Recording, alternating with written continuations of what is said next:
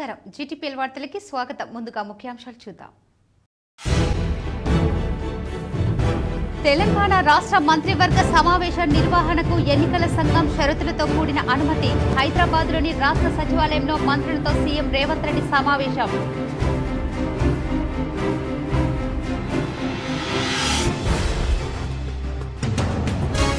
తెలంగాణ సంక్షిప్త పదాన్ని టీఎస్ కు బదులు టీజీగా మార్చాలి. ప్రభుత్వ ఉత్తర్వులు నివేదికలు లెటర్ హెడ్ లో టీఎస్ కి బదులు టీజీగా మార్చాలని కలెక్టర్ రాజీవ్ గాంధీ హనుమంతు సూచన.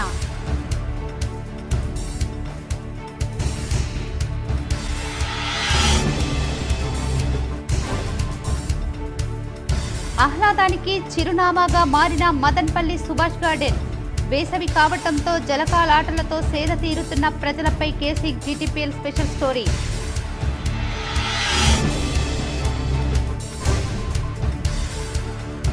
జూన్ 8 నుంచి హైదరాబాద్ లో ఎగ్జిబిషన్ గ్రౌండ్ లో చేప ప్రసాదం పంపిణీ చేయనున్న బత్తిని ఫ్యామిలీ.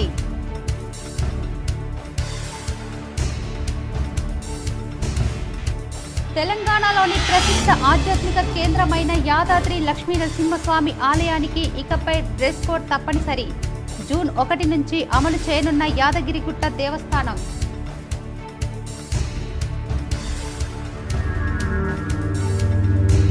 రాబోయే 5 రోజుల్లో 95% పంట కొనుగోలు చేస్తాం. కామారెడ్డి జిల్లాలోని రామారెడ్డి మండలం పోసానిపేట గిద్ద కొనుగోలు కేంద్రంలో పరిశీలించిన కలెక్టర్ జితేశ్వరి పాటిల్.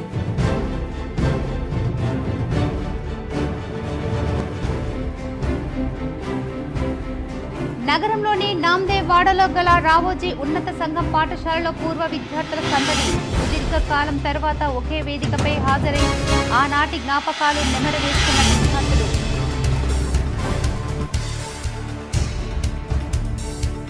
వేసవి సందర్భంగా నగరంలో పాత కలెక్టరేట్ గ్రౌండ్ లో విద్యార్థులతో సందడి. క్రికెట్, వాలీబాల్, హ్యాండ్బాల్ ఆడుతూ శిక్షణ పొందుతున్న విద్యార్థులు. KC GTPL special story.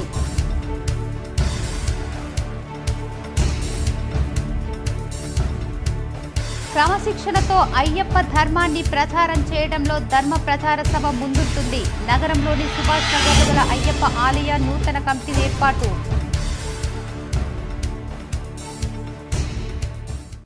Telangana ప్రసిద్ధ పుణ్యక్షేత్రం యాదాద్రి లక్ష్మీ నరసింహస్వామి ఆలయంలో ఇక నుండి సాంప్రదాయ దుస్తులు ధరించాలని నిబంధనలు విధించారు. తెలంగాణలోని ప్రసిద్ధ ఆధ్యాత్మిక క్షేత్రమైన యాదాద్రి లక్ష్మీ నరసింహస్వామి ఆలయంలో భక్తులకు ఇక నుంచి డ్రెస్ కోడ్ తప్పనిసరి కానుంది.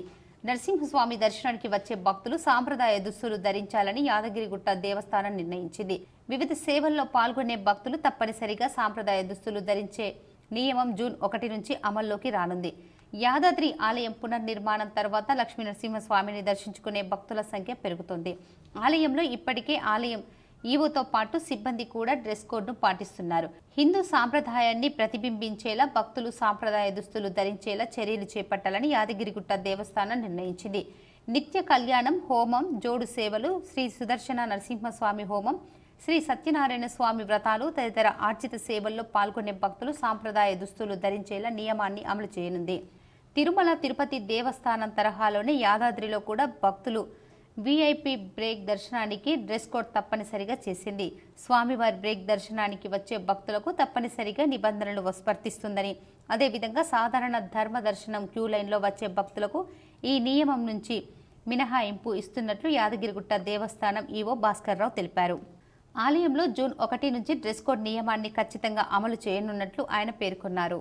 కాగా ఆలయంలో ఆధ్యాత్మిక భక్తి భావాన్ని పెంచేందుకే ఇలాంటి నియమాలు అమలు చేస్తున్నట్లు అధికారులు చెబుతున్నారు. ఆలయానికి వచ్చే భక్తులకు యాదాద్రి శురిక్షేత్రం మహాత్యం తెలిపేలా సైన్స్ బోర్డులను ఏర్పాటు చేస్తున్నామని ఆయన తెలిపారు.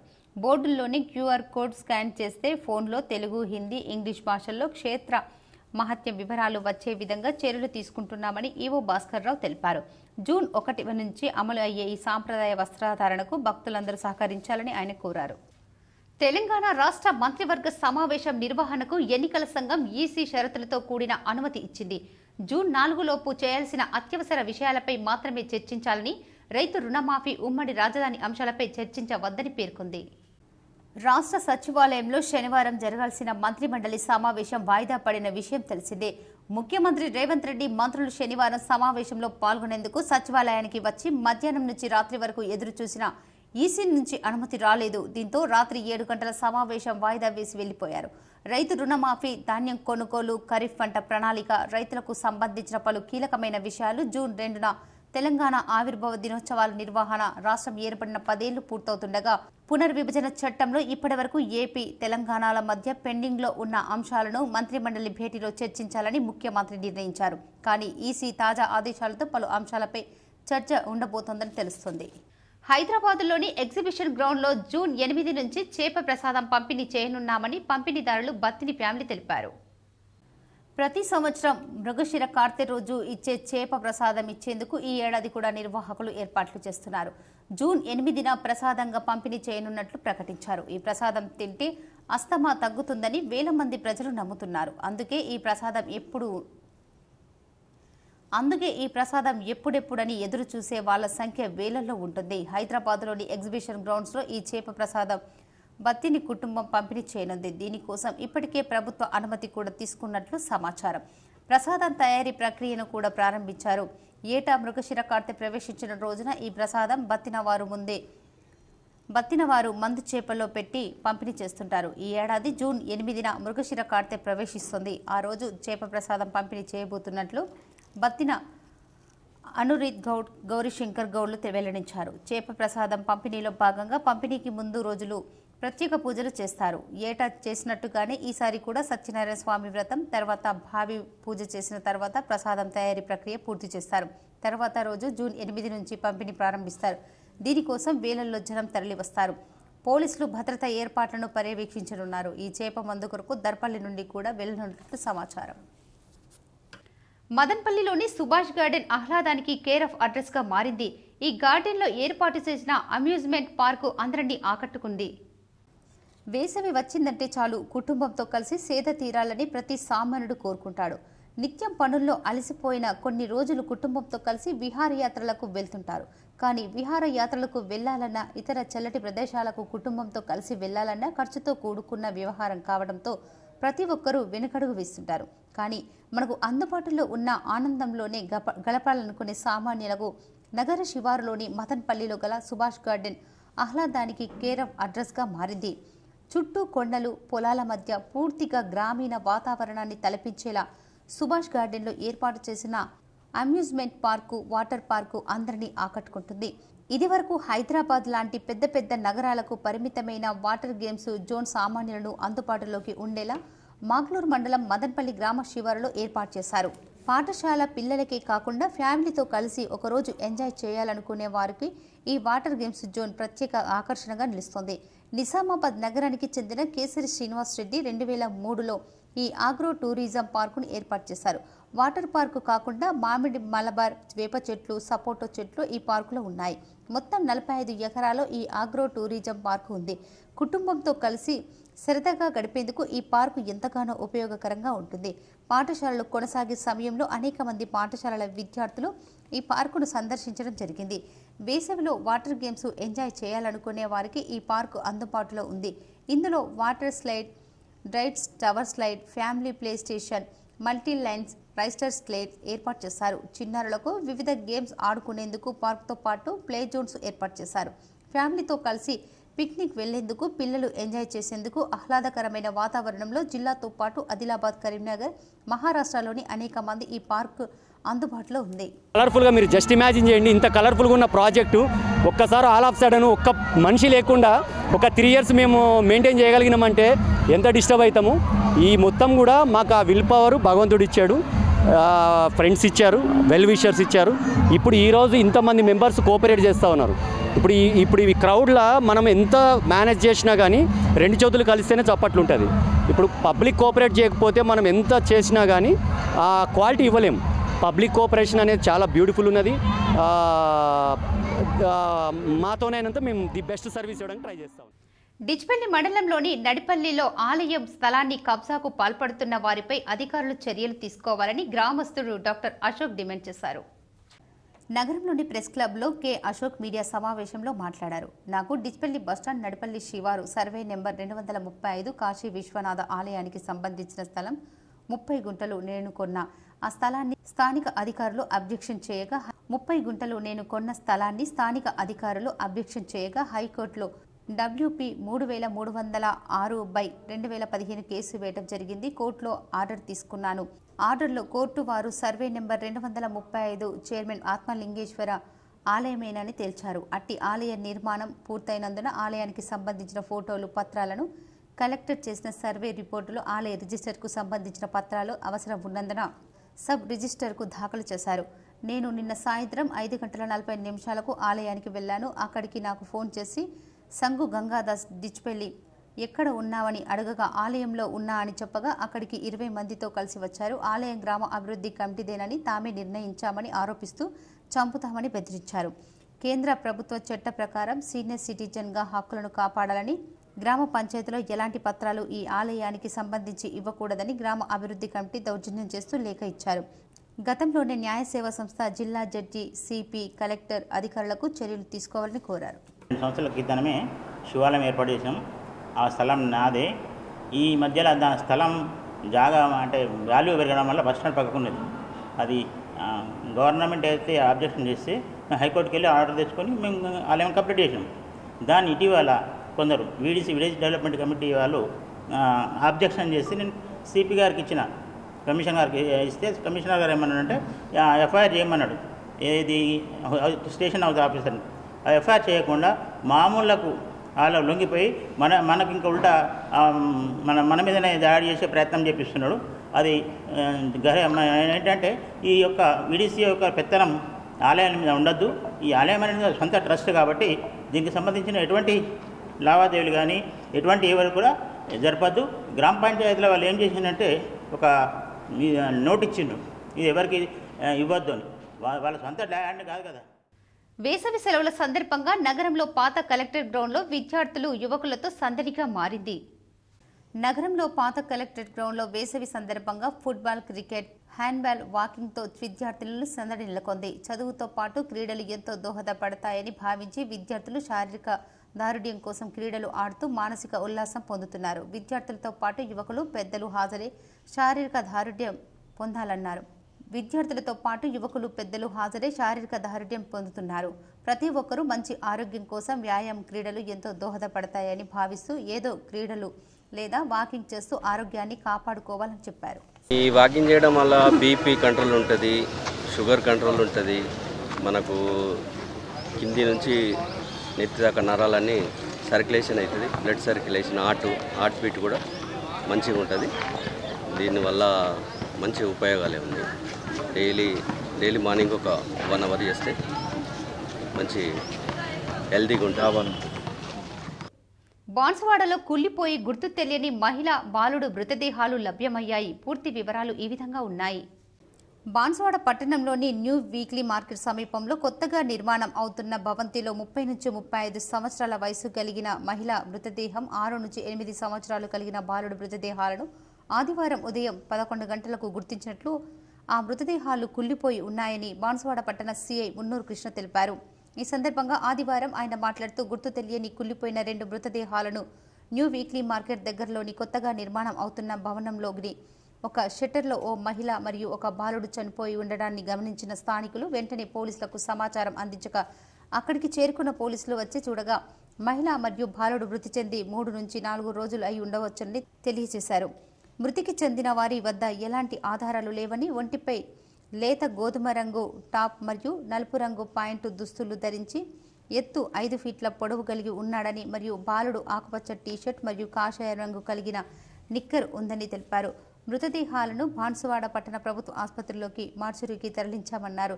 ఎవరైనా మృతదేహాల వివరాలను తెలిసిన వారు బాన్సువాడ పట్టణ సిఐ కార్యాలయంలో సంప్రదించాలని కోరారు. నగరంలోని నాందేవ్ వాడలో గల రావోజీ సంఘం ఉన్నత పాఠశాలలో పూర్వ విద్యార్థుల ఆత్మీయ సమ్మేళనాన్ని ఘనంగా నిర్వహించారు. ఆనాటి జ్ఞాపకాలు నెమరు వేసుకుంటూ పూర్వ విద్యార్థులు సందడి చేశారు.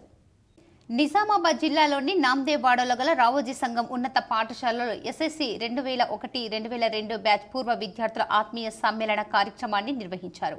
ఈ సందర్భంగా ఈరోజు పూర్వ విద్యార్థుల ఆత్మీయ సమ్మేళనం నిర్వహించడం చాలా అభినందనీయమని వారు కొనియాడారు. ఆనాటి మా విద్యార్థులు ఇప్పుడు ఉన్నత స్థాయిలో ఉండటం మాకు చాలా గర్వంగా ఉందని వారు పేర్కొన్నారు. గురువులను పూలమాలలు శాల్వాతో సత్కరించి ఆనాటి చదివిన చిలిపి జ్ఞాపకాలను నెమరు వేసుకున్నారు. ఈరోజు ప్రత్యేకంగా వేదికను ఏర్పాటు చేసి మా పూర్వ విద్యార్థులకు కృతజ్ఞతలు. ఈ కార్యక్రమంలో పాఠశాల హెచ్ఎం రవికుమార్, పూర్వ ఉపాధ్యాయులు మల్లయ్య, గంగాధర్, ముత్యం రెడ్డి, మహేష్, విజయ్, సత్యం మరియు పూర్వ విద్యార్థులు పాల్గొన్నారు.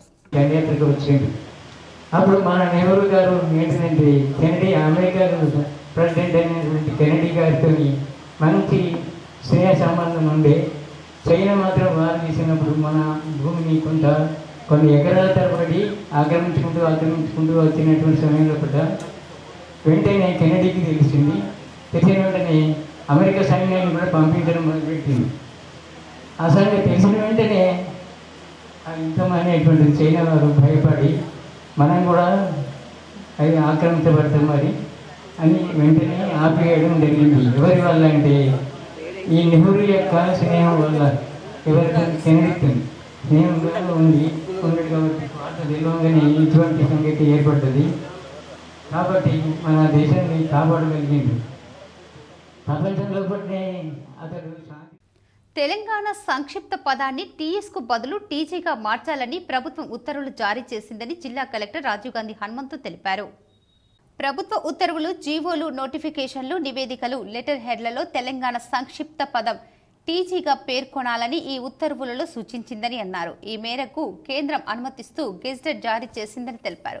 గత మార్చి నెలలోనే వాహనాల రిజిస్ట్రేషన్కు సంబంధించిన అనుమతులు రాగా తాజాగా అన్ని ప్రభుత్వ వ్యవహారాల్లో టీఎస్కు బదులు టీజీగా వ్యవహరించేందుకు అనుమతించిందని అన్నారు.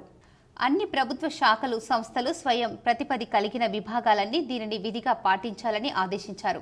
లెటర్ హెడ్లు, రిపోర్టులు, నోటిఫికేషన్లు, అధికారిక వెబ్సైట్లు, ఆన్లైన్ ప్లాట్స్, పాలసీ పేపర్లు, ఇతర అధికార ఉత్తర ప్రత్యుత్తరాలు అన్నింటిపై టీఎస్ స్థానంలో టీజీగా మార్చాలని కలెక్టర్ సూచించారు. అన్ని అధికారిక వ్యవహారాలను వర్తింపజేసేలా ప్రభుత్వం ఈ ఉత్తర్వులు జారీ చేసిందని, తక్షణమే ఇవి అమల్లోకి వస్తాయని కలెక్టర్ తెలిపారు. అన్ని శాఖల ప్రభుత్వ కార్యాలయాల్లో టీఎస్కు బదులు టీజీగా మారుస్తూ ఈ నెల 26వ తేదీలోగా నివేదికలు సమర్పించాలని ఆయా శాఖల అధికారులను ఆదేశించారు. రానున్న 2 సంవత్సరాలు మాధవ సేవయే మానవ సేవగా అఖిల భారతీయ అయ్యప్ప ధర్మ ప్రచార సభ నిజామాబాద్ నూతన కమిటీ పనిచేస్తుందని నూతన అధ్యక్ష ప్రధాన కార్యదర్శులు తెలిపారు. అఖిల భారతీయ అయ్యప్ప ధర్మ ప్రచార సభ నిజామాబాద్ జిల్లా జనరల్ బాడీ సమావేశం ఆదివారం ఉదయం 10 గంటలకు ఇందూర్ అయ్యప్ప దేవాలయంలో నిర్వహించారు. ఈ జనరల్ బాడీ సమావేశంలో రానున్న 2 సంవత్సరాలకు నూతన కార్యవర్గ ఎంపిక కార్యక్రమం జరిగింది. ఈ కార్యక్రమానికి ఎన్నికల అధికారిగా కర్క సింధు, తెలంగాణ పీఆర్ఓ జంగం రమేష్ గురుస్వాములు హాజరై ఎన్నికల కార్యక్రమాన్ని దగ్గరుండి నిర్వహించారు. ఈ కార్యక్రమంలో అయ్యప్ప దేవాలయ ప్రధాన కార్యదర్శి ధనంజయ్ గుప్తా, ప్రముఖ అయ్యప్ప భక్తులు కోవూరి గుండయ్య గురుస్వామి, ఇతర భక్తులు పాల్గొన్నారు.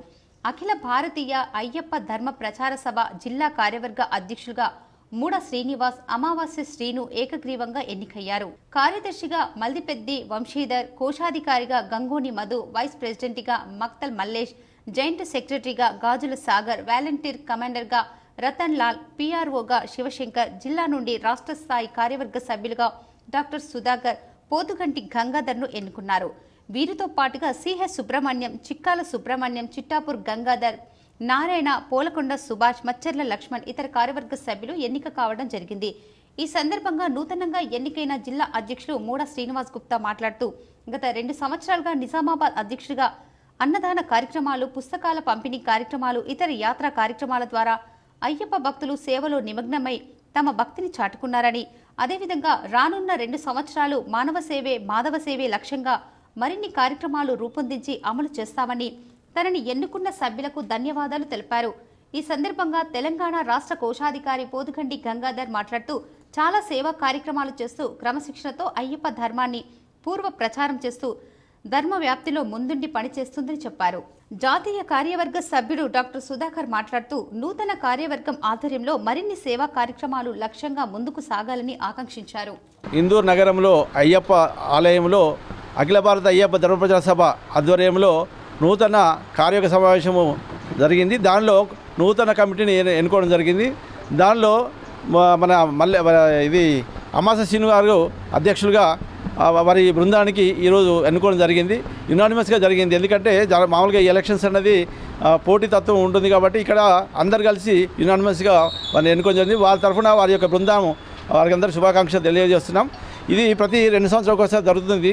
అయితే గతంలో చాలా సేవా కార్యక్రమంలో అఖిల భారత అయ్యప్ప ధర్మ ప్రచార సభ మనకు ముందు ఉంది. అన్ని సంస్థల కంటే మన సంస్థ ప్రతిదానికి ఎక్కడైతే మనకు అయ్యప్పలకు ఇబ్బంది జరుగుతుందో, ఎక్కడైతే మన శబరిమలలో కావచ్చు, లేక ఇక్కడ స్థానికంగా కావచ్చు, లేదా అన్నదానంలో కానీ ఇతర సేవా కార్యక్రమంలో కానీ, లేదా మన గతంలో మన అధ్యక్ష వారు పిల్లలకు పుస్తకాలు ఇవ్వడం కూడా జరిగింది. బెంగళూరు నుంచి కొచ్చిన్ వెళ్లే ఎయిర్ ఇండియన్ ఎక్స్ప్రెస్ విమానం ఇంజన్లో మంటలు వ్యాపించడంతో దీంతో ప్రయాణికులు భయాందోళనకు గురయ్యారు. బెంగళూరు నుంచి కొచ్చిన్ వెళ్లే ఎయిర్ ఇండియా ఎక్స్ప్రెస్ విమానం ఇంజన్లో ఒక దానిలో మంటలు వ్యాపించడంతో బిఎల్ఆర్ విమానాశ్రయంలో పూర్తిస్థాయి అత్యవసర ల్యాండింగ్ చేయవలసి వచ్చింది. ల్యాండింగ్లో ఉన్న వెంటనే మంటలను ఆర్పివేశారు. మొత్తం 179 మంది ప్రయాణికులు, 6 మంది సిబ్బందిని విమానం నుండి సురక్షితంగా తరలించారు. నగరంలోని సుభాష్ నగర్లో గల డిఎస్ఏ స్విమ్మింగ్ పూల్ వేసవి సందర్భంగా విద్యార్థులతో సందడిగా మారింది. నిజామాబాద్ నగరంలోని సుభాష్ నగర్లో గల డిఎస్ఏ స్విమ్మింగ్ పూల్లో స్విమ్మింగ్ శిక్షణ కోసం విద్యార్థులు పెద్ద ఎత్తున రావడంతో సందడి నెలకొంది. వేసవి ఉక్కపోత నుంచి ఉపశమనం పొందడంతో పాటు స్విమ్మింగ్ నేర్చుకోవాలనే ఉత్సాహంతో చిన్నారులు పెద్ద ఎత్తున రావడంతో స్విమ్మింగ్ పూల్ సందడిగా మారింది. విద్యార్థులు స్విమ్మింగ్ నేర్చుకోవడం వల్ల మంచి ఆరోగ్యం పొందవచ్చని శిక్షకులు చెప్పారు. ప్రతి ఒక్క పిల్లగాడు తన స్విమ్మింగ్ నేరాలనే ఒక తపనతో నేటి గవర్నమెంట్ ఇక్కడ ఉన్న అఫీషియల్స్ కూడా వారి యొక్క ఆశీర్వాదంతో ఇక్కడ ఉన్న కలెక్టర్స్ కావచ్చు, డివైఎస్ఓలు, డిఎస్డిఓలు ఎవరున్నా సహాయ సహకారాలు అందించి ఈ స్విమ్మింగ్ పూల్ నడపడం జరుగుతుంది. గత ప్రభుత్వం నుంచి నేటి ప్రభుత్వం ద్వారా అందరి సహాయం తీసుకొని ముందుకు పోవడం జరుగుతుంది. ఇక్కడ ఎంతోమంది పిల్లలు నేషనల్స్, ఒక 20 మంది నేషనల్స్ కూడా పోయినారు. ఒక ప్రత్యేకత ఏంటంటే మన దగ్గర 7 to 8 బ్యాచ్ ప్రతి ఇయర్ లోపల మార్చ్ టు మే వరకు 3 నెలలు మహిళలకు కూడా ఇక్కడ స్విమ్మింగ్ కోచ్ ఇవ్వడం జరుగుతుంది. ఇంటర్నేషనల్ మాస్టర్ ఇంటర్నేషనల్లో పోయినటువంటి ఎవరైతే ఉన్నారో అందులో ఒక 2-3 మాస్టర్స్ ఇంటర్నేషనల్ కూడా కజకిస్తాన్ పోవడం జరిగింది, దుబాయ్ కూడా పోవడం జరిగింది. వారి ఆధ్వర్యంలో ఈ స్విమ్మింగ్ పూల్లో ప్రతి ఒక్కరికి హెల్త్ పర్పస్ లోపల పెద్దలకు మహిళలకు కూడా చెప్పడం జరుగుతుంది. ఇట్లా ప్రతి సంవత్సరం మన దగ్గర ఇయర్ వైజ్గా ప్రతి పిల్లగానికి రావాలనే కోరికతో స్విమ్మింగ్ నేర్పడం జరుగుతుంది. విద్యార్థులు దేశభక్తిని పెంపొందించుకోవాలని నిజామాబాద్ బార్ అసోసియేషన్ అధ్యక్షుడు జగన్మోహన్ గౌడ్ సూచించారు. అఖిల భారతీయ విద్యార్థి పరిషత్ ఇందూర్ శాఖ ఆధ్వర్యంలో పాలిటెక్నిక్ ఉచిత కోచింగ్ ముగింపు సభ ఈ రోజు ఎస్ఎస్ఆర్ డిగ్రీ కళాశాల కవితా కాంప్లెక్స్లో నిర్వహించారు. ఈ కార్యక్రమానికి ముఖ్య అతిథిగా నిజామాబాద్ బార్ అసోసియేషన్ అధ్యక్షులు జగన్మోహన్ పాల్గొన్నారు. ఈ కార్యక్రమానికి ముఖ్య వక్తగా ఏబీవీపీ పూర్వ రాష్ట్ర అధ్యక్షులు రెంజర్ల నరేష్ మాట్లాడుతూ ఏబీవీపీ ఆందోళనాత్మక కార్యక్రమాలతో పాటు నిర్మాణాత్మక కార్యక్రమాలు నిర్వహిస్తూ విద్యార్థులు, బడుగు బలహీన వర్గాలకు సంబంధించిన విద్యార్థులు ఉచితంగా కోచింగ్లో పాల్గొన్నారు. అదేవిధంగా విద్యార్థులు దేశభక్తిని పెంపొందించుకోవాలని, సేవా దృక్పథంతో ఉండాలని, ఉన్నతంగా విద్యను అధిరోహించాలని విద్యార్థులకు వారు చెప్పడం జరిగింది. అలాగే ఈ ఉచిత కోచింగ్ ద్వారా విద్యార్థులు రాష్ట్ర స్థాయి ర్యాంకు సంపాదించాలని వారు పిలుపునివ్వడం జరిగింది. ఈ కార్యక్రమం విజయవంతం కావడానికి సహకరించిన అధ్యాపకులకు, టీచర్లకు ముగింపు సభలో సన్మానం నిర్వహించడం జరిగింది. అలాగే ఈరోజు నిర్వహించినటువంటి మార్కు టెస్ట్లో మంచి మార్కులు సంపాదించినటువంటి విద్యార్థులకు మెమెంటోతో సత్కరించడం జరిగింది. ఈ కార్యక్రమంలో జిల్లా వ్యవస్థాపక సురేందర్ రెడ్డి, ఏబీవీపీ నగర అధ్యక్షులు గొడుగు వెంకటకృష్ణ, జిల్లా కన్వీనర్ దామస్ సునీల్, పాలిటెక్నిక్ ఉచిత కోచింగ్ కన్వీనర్ సాయి కుమార్, ఇతర కార్యకర్తలు కార్యక్రమంలో పాల్గొన్నారు.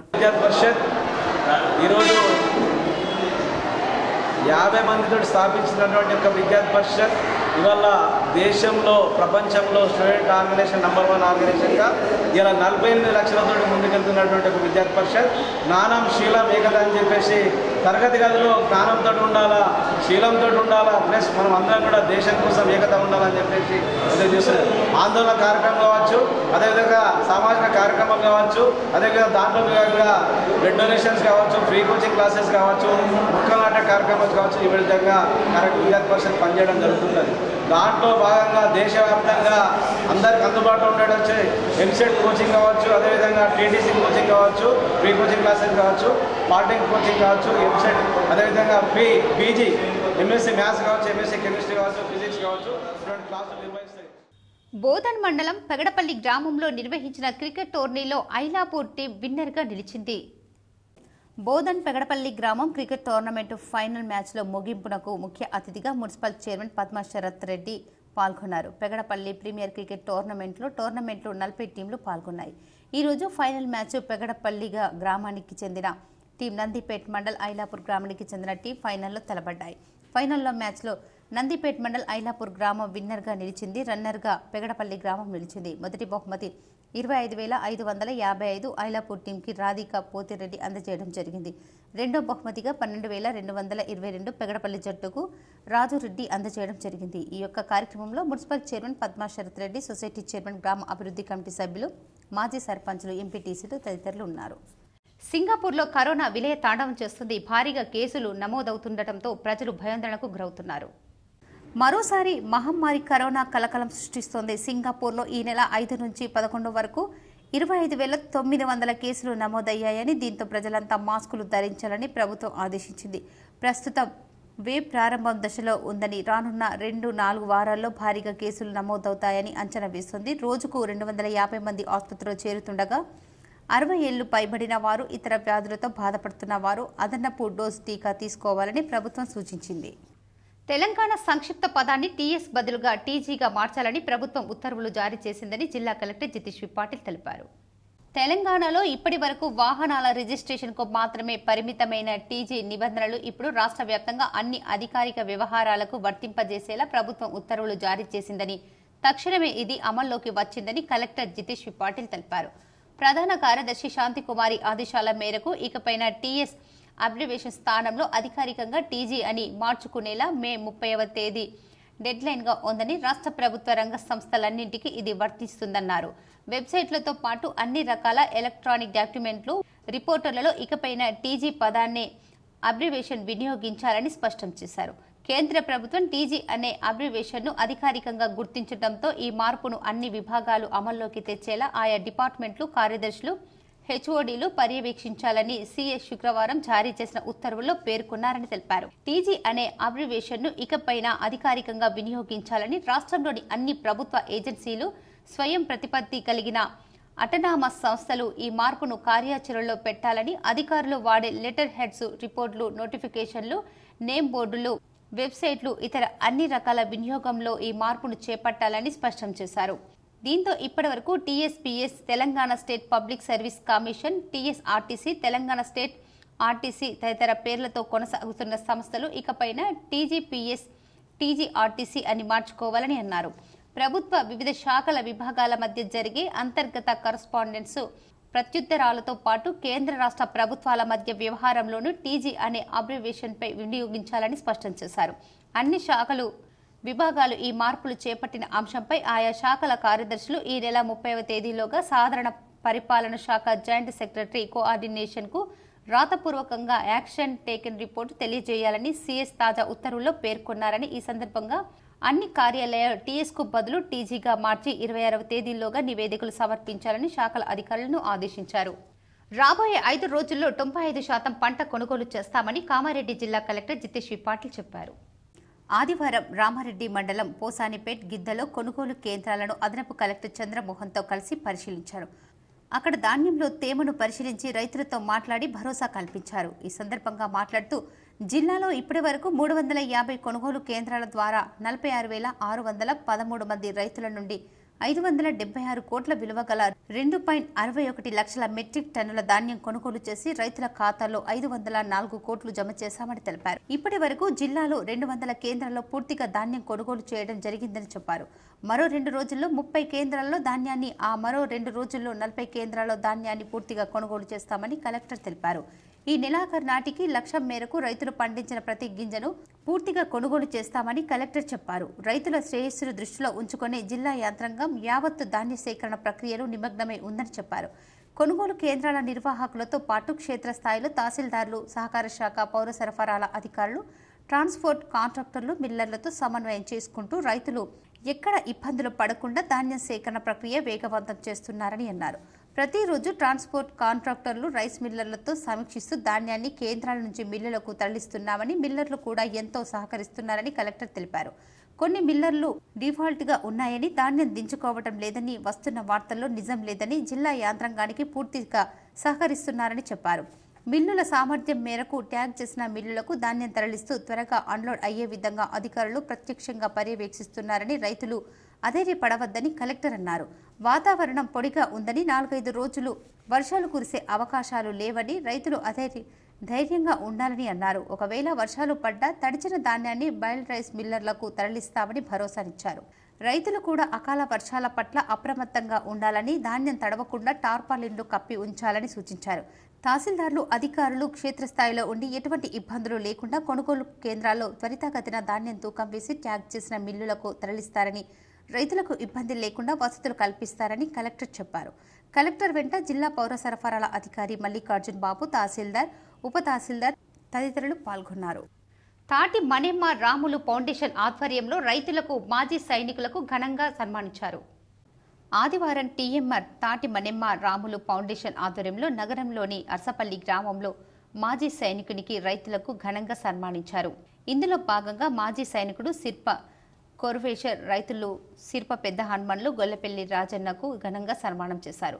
ఈ కార్యక్రమంలో గ్రామ అభివృద్ధి కమిటీ అధ్యక్షులు టి నర్సయ్య, ఇతర సభ్యులు నవీన్, నాయన్వాడి జగన్, అలాగే గ్రామ పెద్దలు సిర్ప నాగయ్య, సిర్ప లింగం, చేగంటి గంగాధర్, చీమల రాజు తదితరులు పాల్గొన్నారు.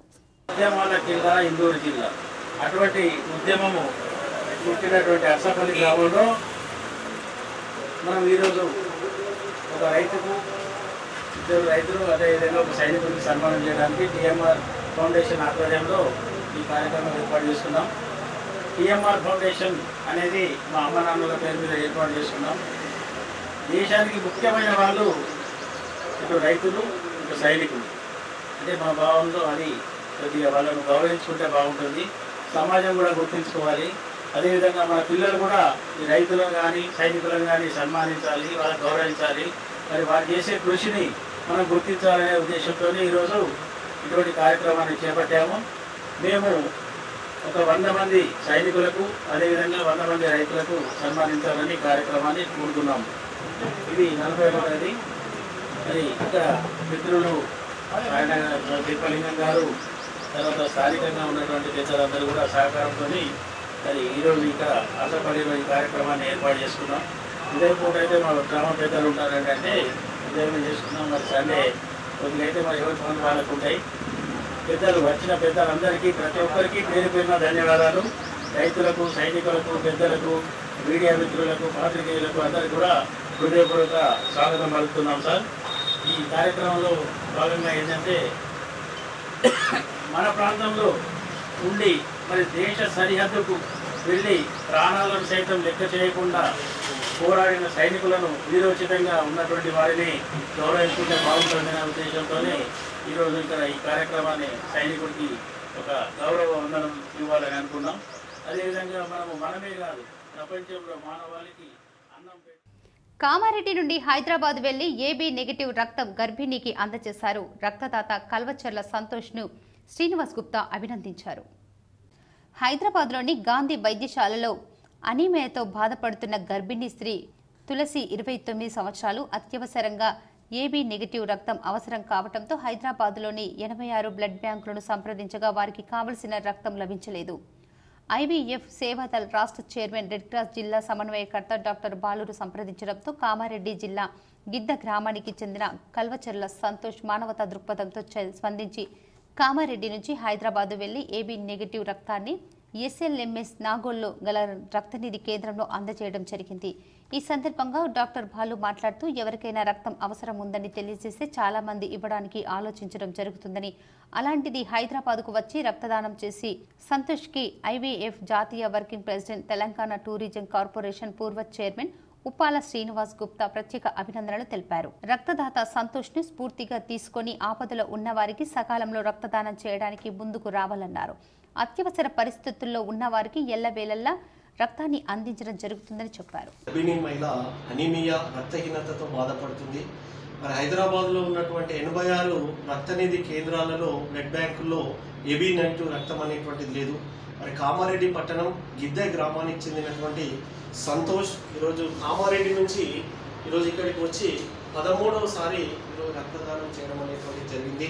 మరి అంత దూరం నుంచి ఇక్కడికి వచ్చినటువంటి మరి సంతోష్కి తెలంగాణ టూరిజం కార్పొరేషన్ పూర్వ చైర్మన్ మరి IVF జాతీయ వర్కింగ్ ప్రెసిడెంట్ ఉప్పల శ్రీనివాస్ గుప్తా గారి తరఫున కూడా అభినందనలు తెలియజేస్తూ ఈ స్ఫూర్తి నేటి యువతకు ఎడపల్లిలోని వృద్ధాశ్రమం వద్ద దుండగులు ట్రాన్స్ఫార్మర్ను ధ్వంసం చేశారు. వివరాలు ఇలా ఉన్నాయి. ఎడపల్లి మండల కేంద్రంలోని శివారులో ఉన్న లయన్స్ క్లబ్ వృద్ధాశ్రమంలో గత రాత్రి దుండగులు ట్రాన్స్ఫార్మర్ను ధ్వంసం చేశారు. అందులో ఉన్న రాగి వైర్లను చోరీ చేశారు. ఎల్లప్పుడూ రద్దీగా ఉండే ఈ రహదారి పక్కన ఉన్న ట్రాన్స్ఫార్మర్ను దుండగులు ధ్వంసం చేయడం పట్ల రైతులు ఆవేదన వ్యక్తం చేశారు. లయన్స్ క్లబ్ వృద్ధాశ్రమంలో ట్రాన్స్ఫార్మర్ బంద్ కొంతకాలంగా ఏర్పాటు చేశారు. శనివారం అర్ధరాత్రి వరకు రైతులు అక్కడే ఉన్నారు.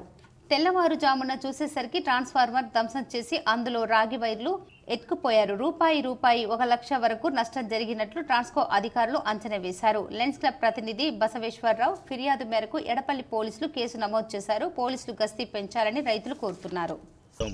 ఇబ్రాహీం శివారు ఎడపల్లి మండలం ఓల్డేజ్ హోమ్ పక్కనే ట్రాన్స్ఫారం దొంగలు రోడ్డు పక్కనే ట్రాన్స్ఫారం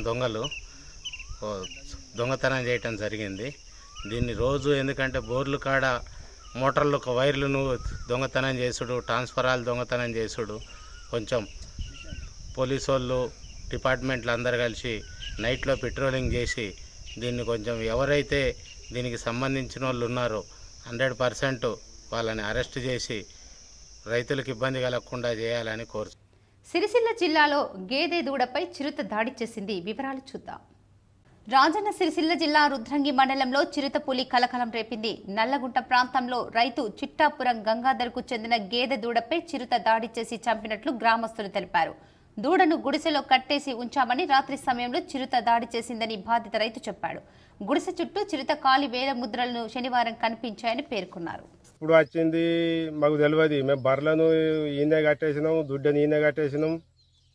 కట్టేసి మేము ఇంటికేనో అది రాత్రి ఎప్పుడు వచ్చిందో ఏమో, రాత్రి జిటపుల్లి వచ్చి దాడి చేసి దుడ్డని చంపి మొత్తం అంత తినడం జరిగింది.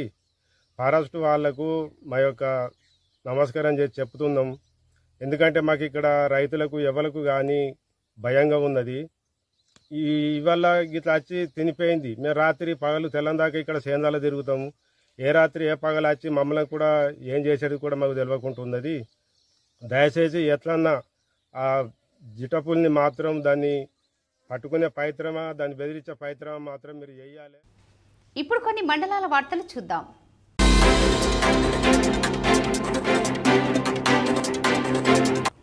జనగాం జిల్లా దేవురుప్పల మండలంలో ఉమ్మడి వరంగల్, నల్గొండ, ఖమ్మం జిల్లాల ఎమ్మెల్సీ అభ్యర్థిగా తీన్మార్ మల్లన్న గెలుపుకై ఉస్మానియా విద్యార్థులతో ప్రచారం.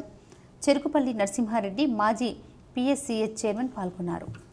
బులియన్ మార్కెట్ విశేషాలు ఈ విధంగా ఉన్నాయి. 22 క్యారెట్ల 10 గ్రాముల బంగారం ధర 70,450 రూపాయలుగా ఉంది. అదేవిధంగా 18 క్యారెట్ల 10 గ్రాముల బంగారం ధర 57,680 రూపాయలుగా ఉంది. 10 గ్రాముల వెండి ధర 900 రూపాయలుగా ఉంది. అదేవిధంగా కిలో వెండి ధర 91,000 రూపాయలుగా ఉంది. వార్తలు ముగించే ముందు ముఖ్యాంశాలు మరోసారి. తెలంగాణ రాష్ట్ర మంత్రివర్గ సమావేశ నిర్వహణకు ఎన్నికల సంఘం షరతులతో కూడిన అనుమతి. హైదరాబాద్లోని రాష్ట్ర సచివాలయంలో మంత్రులతో సీఎం రేవంత్ రెడ్డి సమావేశం.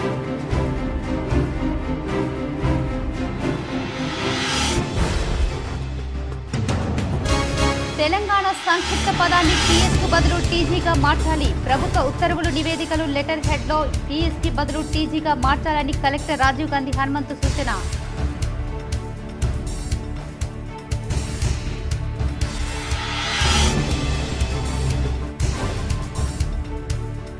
ఆహ్లాదానికి చిరునామాగా మారిన మదన్పల్లి సుభాష్ గార్డెన్. వేసవి కావటంతో జలకాలాటలతో సేద తీరుతున్న ప్రజలపై కేసీ జీటీపీఎల్ స్పెషల్ స్టోరీ.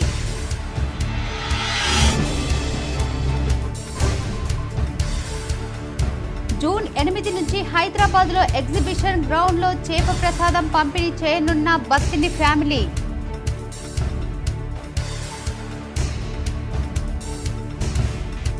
తెలంగాణలోని ప్రసిద్ధ ఆధ్యాత్మిక కేంద్రమైన యాదాద్రి లక్ష్మీ నరసింహస్వామి ఆలయానికి ఇకపై డ్రెస్ కోడ్ తప్పనిసరి. జూన్ 1 నుంచి అమలు చేయనున్న యాదగిరిగుట్ట దేవస్థానం.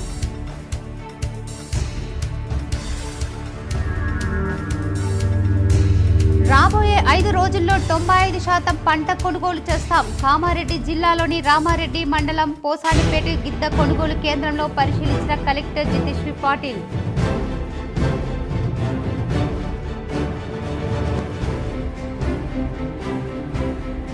నగరంలోని నాందేవ్ వాడలో గల రావోజీ ఉన్నత సంఘం పాఠశాలలో పూర్వ విద్యార్థుల సందడి. సుదీర్ఘకాలం తర్వాత ఒకే వేదికపై హాజరై ఆనాటి జ్ఞాపకాలు నెమరవేసుకున్న విద్యార్థులు.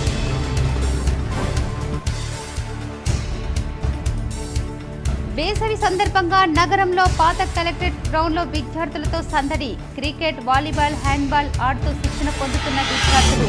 KC GTPL special story.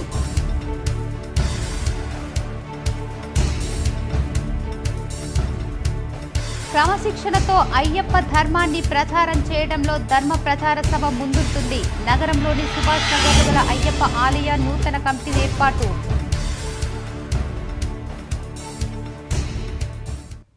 ఈ వార్తలు ఇంతటితో సమాప్తం. తిరిగి ప్రసారమయ్యే వార్తల్లో మళ్ళీ కలుద్దాం. అంతవరకు చూస్తూనే ఉండండి మీ జీటీపీఎల్ న్యూస్.